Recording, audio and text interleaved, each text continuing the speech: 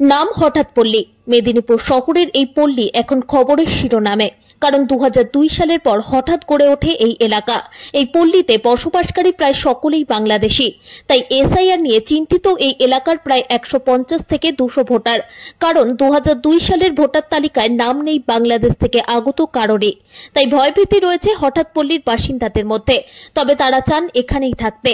তাই সরকারের কাছে তাদের আবেদন যেন তাদের দেওয়া হয় নাগরিকত্ব।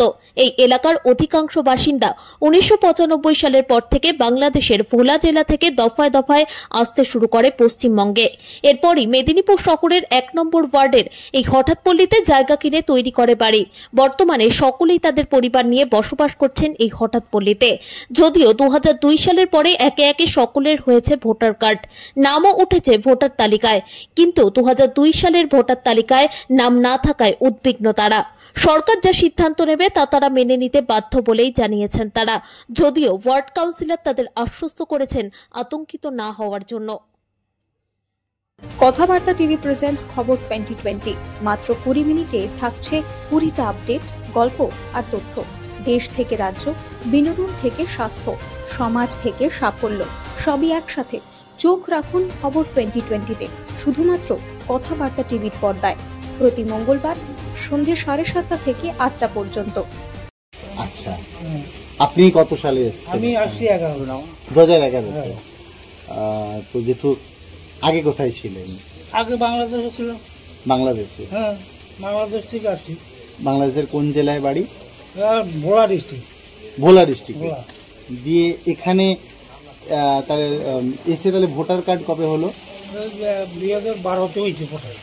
2012-তে ভোটার? 12-তে ক্ষমতা এসে পরে ভোটার করছে, এখন কার্ড করে দিয়েছে।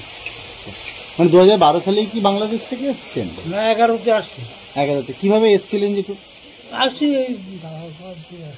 দালাল ধরে আসতে হয়েছিল। কত টাকা করে দিতে হয়েছিল? 3,000 3,500 এক একজনকে? কোন জায়গা দিয়ে আপনারা ঢুকেছেন? হিলি বর্ডার দিয়ে ঢুকেছেন, দিয়ে তারপরে আর বাংলাদেশ যেতে পারেননি? না না, কেন যাবো? সেখান থেকে তো মুসলমানদের অত্যাচারে আইছি। ওখানে অত্যাচারের জন্য আপনারা এই দেশে চলে এসেছেন। 92 সালে যে ডাঙ্গা ডুঙ্গা হয়েছে, ঘর বাড়ি পাইয়া দিছে, আপনাদেরও প্রচুর ক্ষতি করেছে। ক্ষতি করছে মানে আবার যখন আপনার 2001 সালে হয়েছে, বিএনপি ক্ষমতায় আছে, তখন আরো অত্যাচার করছে। তারপর আর কি করে থাকি, দিয়ে দালাল ধরে এদেশে চলে এলেন, তারপর মেদিনীপুরে দিয়ে এখানে বাড়ি করলেন। ভোটার কার্ড কত সালে হয়েছে? 2012-তে। তা এখন ভোটার কার্ডে আপনাদের নাম রয়েছে, কিন্তু 2001-2 সালে তো ছিল না। তাহলে এবারে এসআইআর হচ্ছে, কি করবেন? কি করবো, আমাদের যা বলা তা বলবো। আমরা বাংলাদেশ থেকে মুসলমানদের অত্যাচার আইছি, এখন যদি ভারত সরকার আমাদেরকে রাখতে দেয় বা ভোটার করে, করবে, না করে না করবে, সেটা হলো সরকারের খুশি। কতজন এসেছিলেন আপনারা? আমরা আমার ফ্যামিলির 4 জন আমরা তখন ছিলাম। এরপরে ছেলেদেরকে বিয়ে করাইছি, বউ হয়েছি, নাতি হয়েছে, নাতি হয়েছে। বেশ, কি নাম? বিক্রি বাটা করে আমি 92-তে এসেছি। ওই মানে ওই ডাঙ্গার পরে দিয়ে আমি চলে এসেছি। এসে আমি এখানে 2 মাস ঘুরি, 2 মাস ঘুরি আমি আবার বাংলাদেশ গেছি। বাংলাদেশ থেকে আবার 2 মাস পরে আবার এসেছি। এসে এখানে জায়গা টাকা কিনি, তারপর আবার বাংলাদেশ গেছি।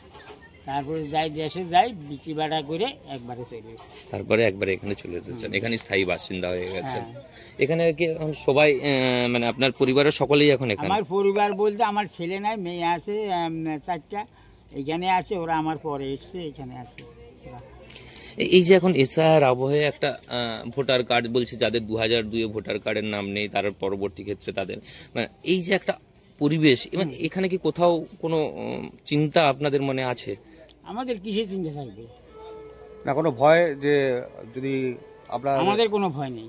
আচ্ছা, মানে সরকারের যে আশ্বাস যে যারা নিপীড়িত হিন্দু, তাদের কোনো ভয়ের কিছু নেই, সেই জায়গাটাই কি আপনারা আশ্বস্ত হচ্ছেন? না না, আমার কোনো ভয় নেই। না, বলছি সেই জায়গাটাতে আপনারা আশ্বস্ত হচ্ছেন যে হিন্দু মুসলিম না, সেই জায়গায় আমরা তাও ভয় করছি না। আমার শ্বশুর শাশুড়ি এখন ওই জীবিত আছে, এরা বাংলাদেশে আছে এখন। আচ্ছা আচ্ছা, আমার একটা মেয়েও আছে বাংলাদেশে এখন। এখন আছেন। আপনার 2002 সালে তো নাম নেই নাম আছে। ভোটার লিস্টে, না, তারপরে নাম উঠেছে। তার আগে হয়েছে মনে হয়, আমি দেখতেও বলতে পারবো, আমি এখনো জানি না। কত বছর আছেন এখানে? এই আসে কত বছর হয়েছে দেখুন না, বইতে 92-তে এসেছি। 92-93 থেকে আছেন। 93-তে আমি জায়গা কিনছি, 92-তে এসেছি, 93-তে আমি জায়গা কিনছি এখানে। কি নাম আপনার? আপনার নাম? আমার নাম জগদীশ দাস। কি বলবেন এই বিষয় নিয়ে? না, সকলে যে বাংলাদেশ থেকে এসেছে এটা কিন্তু ঠিক কথা নয়। বিভিন্ন এলাকা থেকে বিভিন্ন লোক, ওইখানটা ধান জমি ছিল এবং জায়গা জমির কমও দাম ছিল। আমার এরিয়াটা একটু গরিব বেল্ট, সেই কারণে বিভিন্ন জায়গা থেকে লোকজন এসে ওইখানে হঠাৎ করেই বসবাস করার জন্য, সেই জন্য ওই রকম একটা নামকরণ হয়ে গেছে। অনেকেও তো বাংলাদেশ থেকে এসেছে, অনেকে কিছু কি বাংলাদেশ নয়, যেমন বীরভূম ওখান থেকে আছে, সেরকম বাংলাদেশ থেকে খুব কম আছে, খুব কম। কিন্তু বীরভূম, বর্ধমান ওখান থেকে কিন্তু লোকজন আছে, ওখানকার লোকজন সব আছে। 2002 যে ভোটার লিস্ট, লিস্টে তো নাম নেই।